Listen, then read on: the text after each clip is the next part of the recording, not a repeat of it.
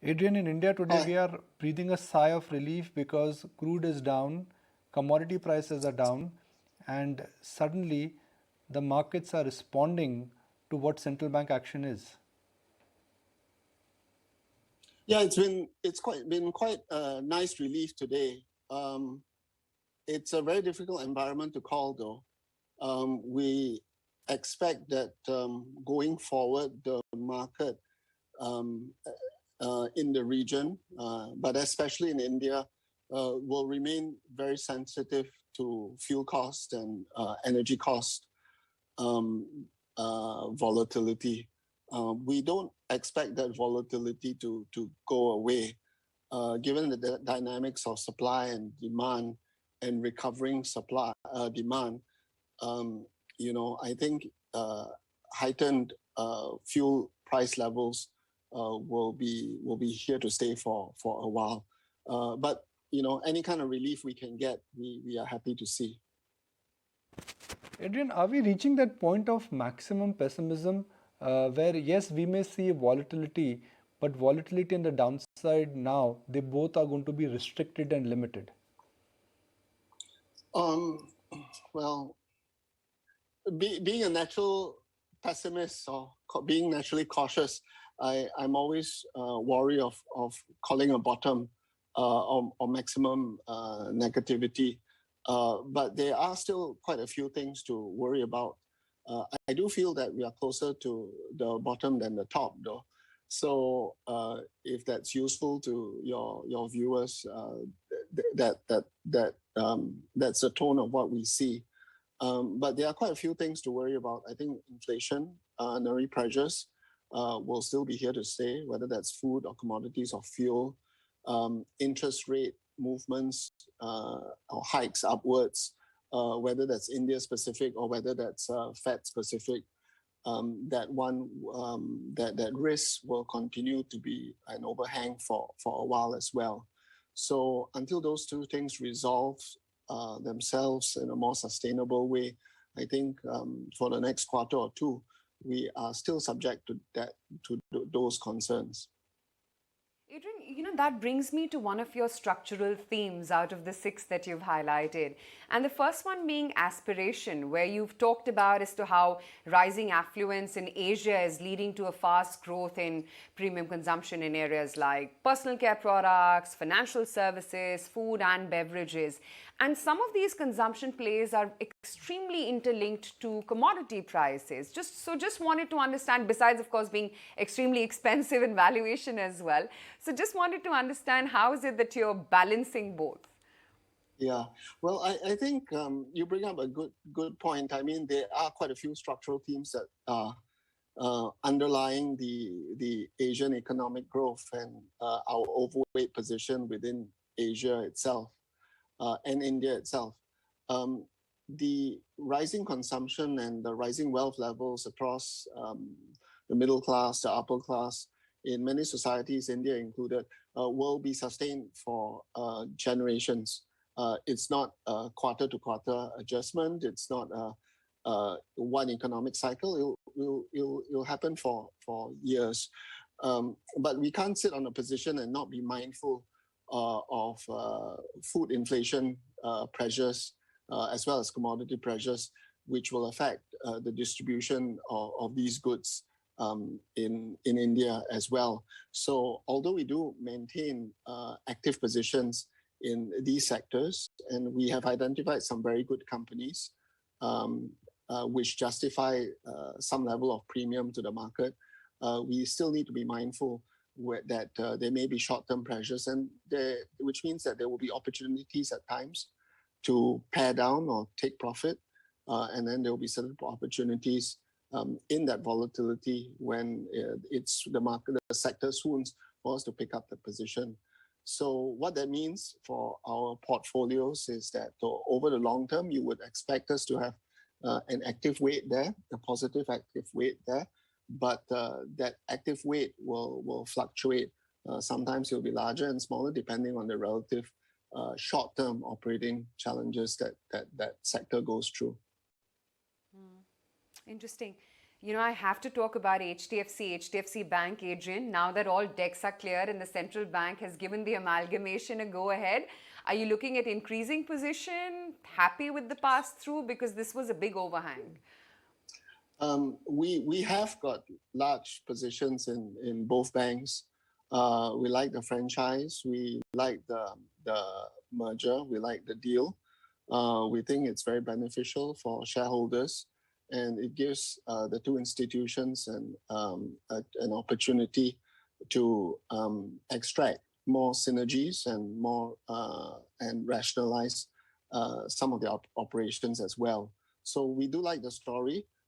We have a lot of it, though, because we have been very clear supporters of the idea, and therefore the conviction in our portfolio shows that we do have very positive weights to these two stocks.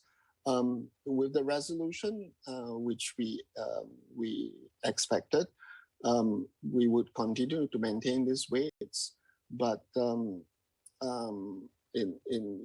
but the story for these two stocks are very much on how they execute the integration over the medium term, and that's why we think that even more value would be extracted from the deal.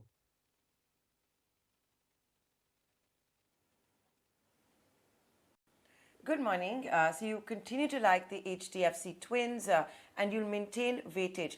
A lot has been said, Adrian, of late about the other banking stocks that are coming up in particular. We've seen how SBI has given phenomenal returns last year. There's another private sector lender, ICICI, which many market men are now preferring to the HDFC twins, just given the returns and the opportunity. Are you looking at other banking names as well? Yeah, we do look at the banking sector in a lot of detail.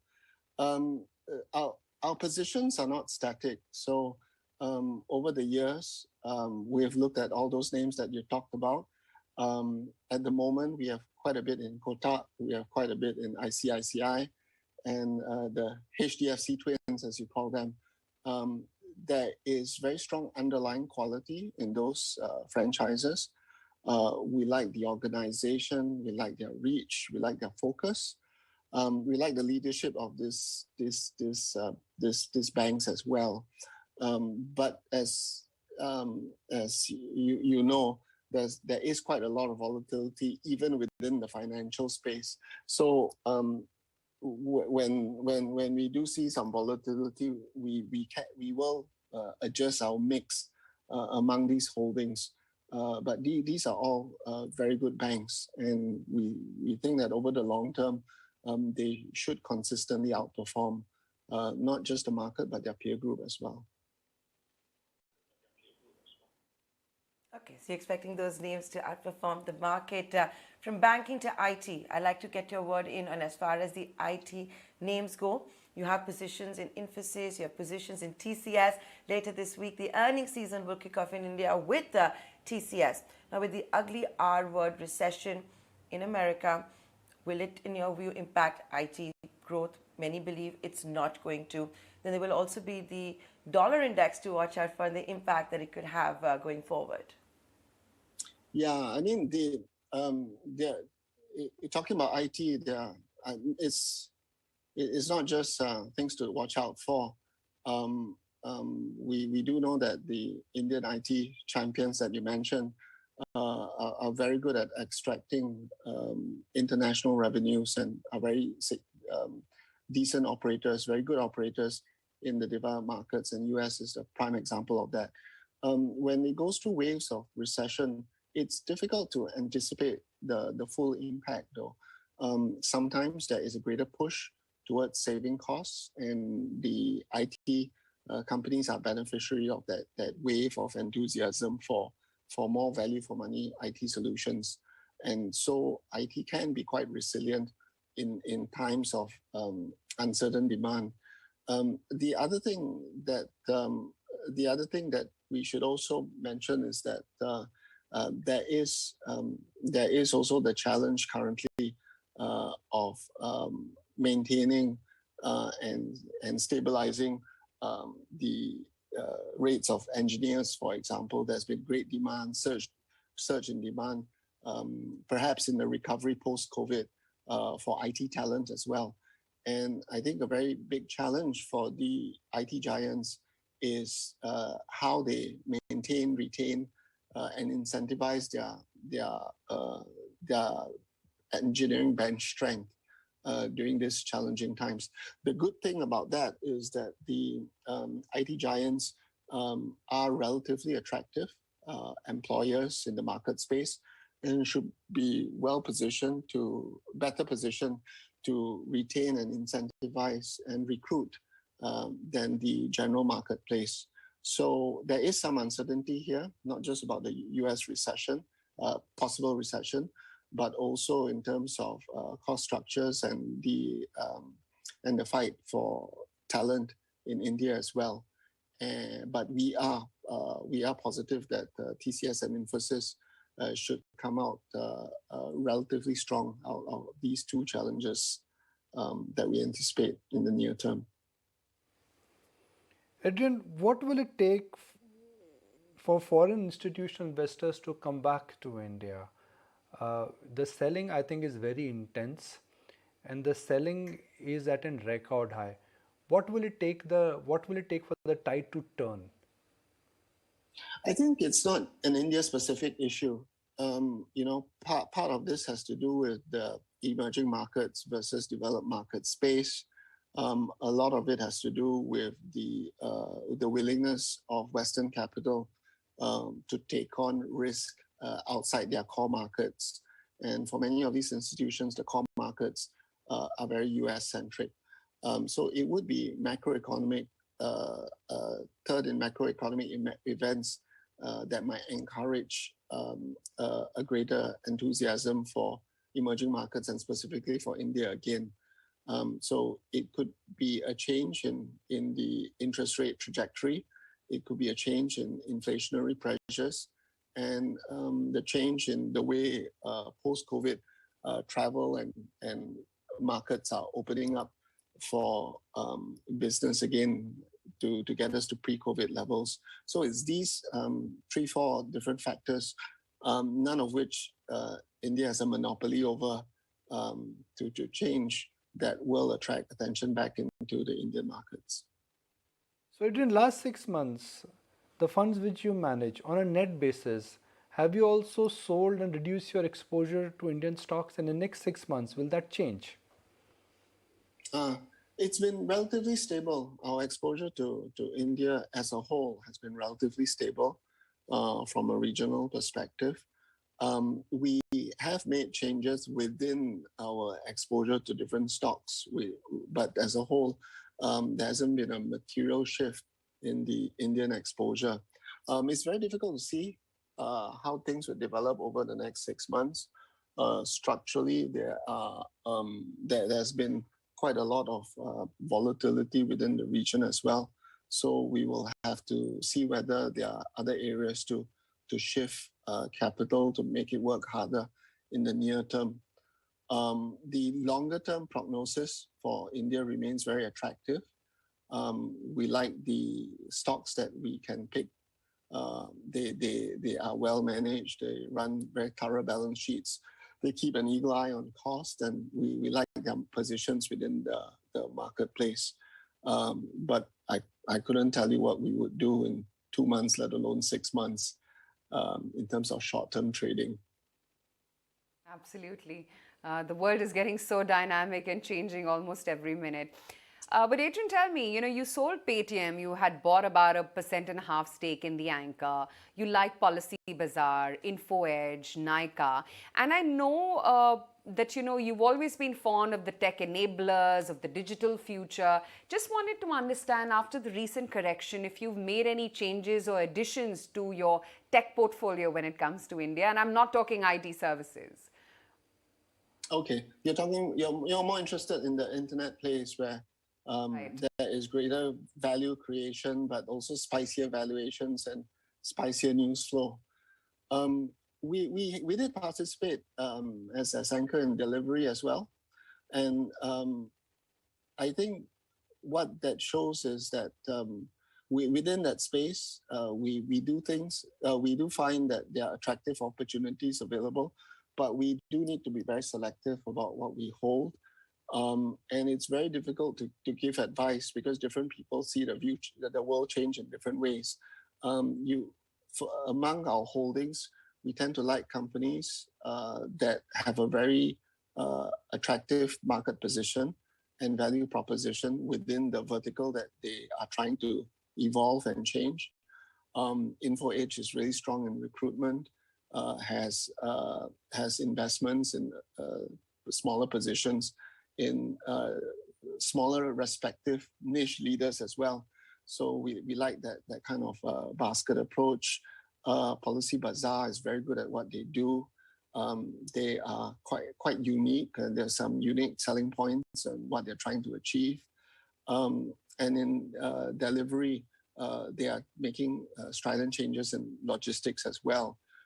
Very good team, very focused team as well, and executing on many fronts. And Nykaa, as you know, is a leading retailer within the online retail space as well. So I think it is. I think within that dynamic environment for investors, it's very tricky to be too concentrated. So we like to have some exposure in a variety of verticals. But I think the unifying theme is that we need to be comfortable with the management team and what they're trying to do. And within a relatively short period, they have to demonstrate some effective track record as well. And that's not so easy to come by.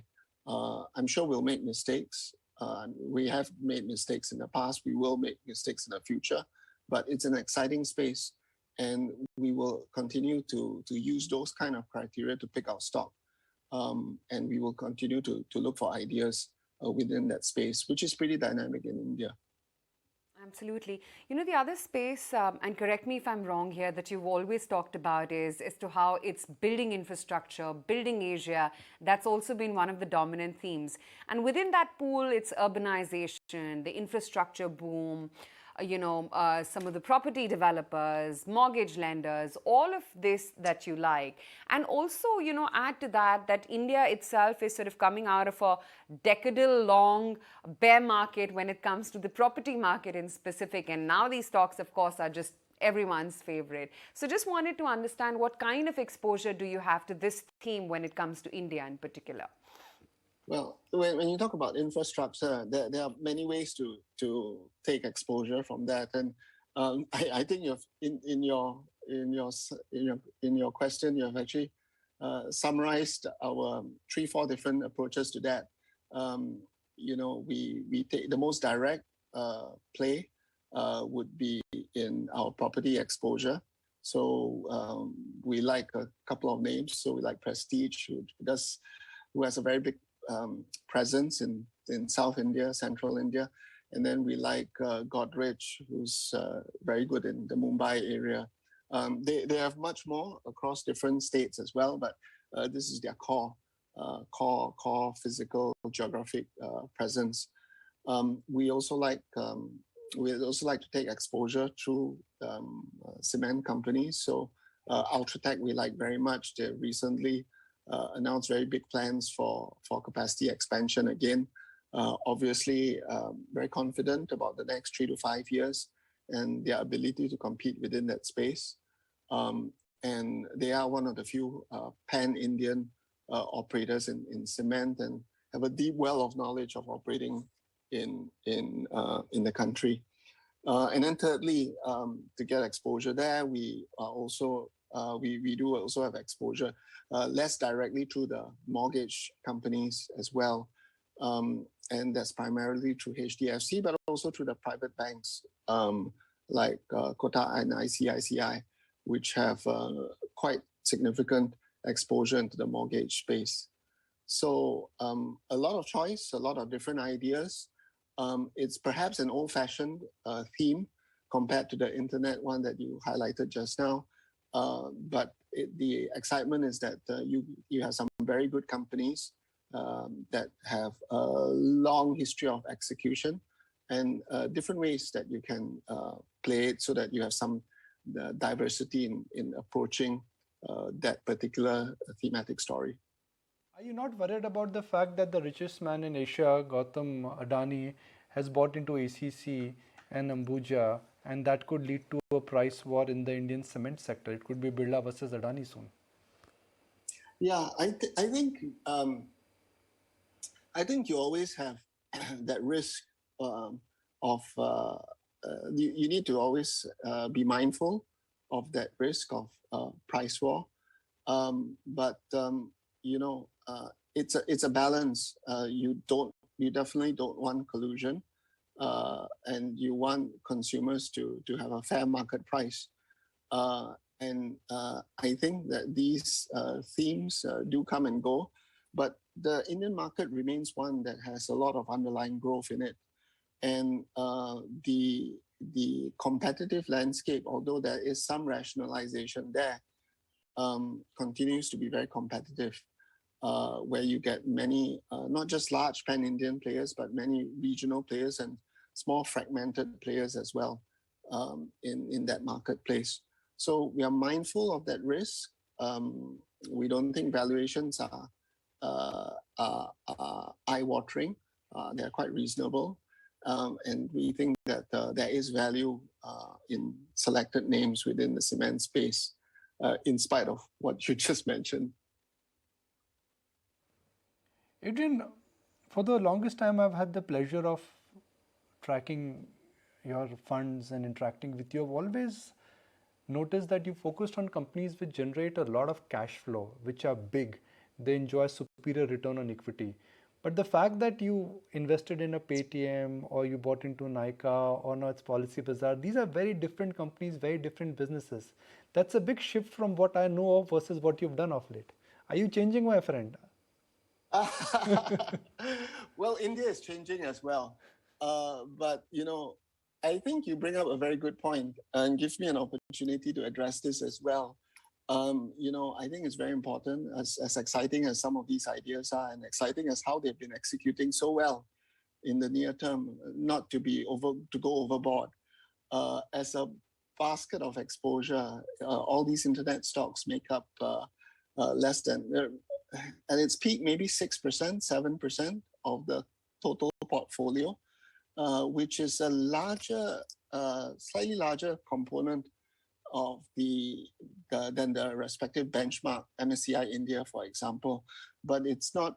We don't think that's too much. We think that's a calculated, very deliberate exposure into that space. So, and at the end of the day, we want these companies to succeed so that they eventually will throw off superior returns as well. They are, at this point in time, sitting on mostly quite big cash pile reserves as well. But I think in the future, they know very clearly that we are keen for them to earn superior returns to their capital that they put to work.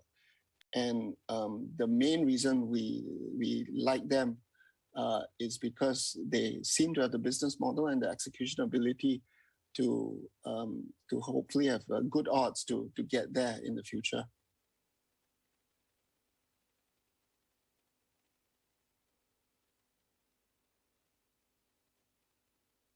Adrian, such a pleasure having you on the show today, and after a while, good chatting with you as always. Thank you. Thank you.